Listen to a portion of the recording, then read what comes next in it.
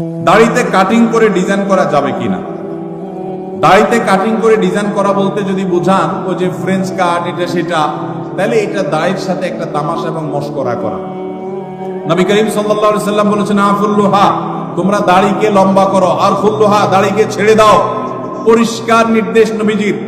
কোন একটা হাদিসে নবীজি সাল্লাল্লাহু আলাইহি সাল্লাম আমাদেরকে দাড়িতে কাটিং আর স্টাইল করতে বলেন না। এটা স্টাইলের জিনিস না। যারা দাড়ি রাখতে ইতস্তত বোধ করেন তাদেরকে বিনয়ের সাথে বলতে চাই, এটা পুরুষত্বের মার্কা। এটা কিসের মার্কা? আল্লাহ নারীর শরীরে যা যা দিয়েছেন, নখ আপনারটা বাড়ে, মহিলাদেরটাও বাড়ে। আপনার মাথার চুল আছে, তাদেরও আছে। আপনার শরীরের অঙ্গ প্রত্যঙ্গে যেখানে যেখানে যা যা আছে, লোম অবাঞ্ছিত সব তারও আছে।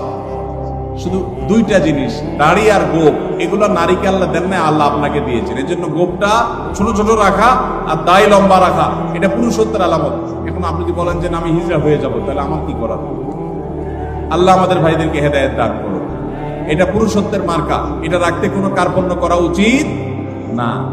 আমরা অনেকে জাতে ওঠার জন্য দাড়ি রাখতে চাই না। তবে দাড়ি যদি কেউ আমাদের কোনো ভাই কেটে ছোট রাখে, আমরা তাকে অ্যাপ্রিসিয়েট করি, আলহামদুলিল্লাহ আমার ভাই শুরুটা করে দিয়েছে, আল্লাহ তার দাড়িটাকে বড় করার তৌফিক দিবেন ইনশাআল্লাহ।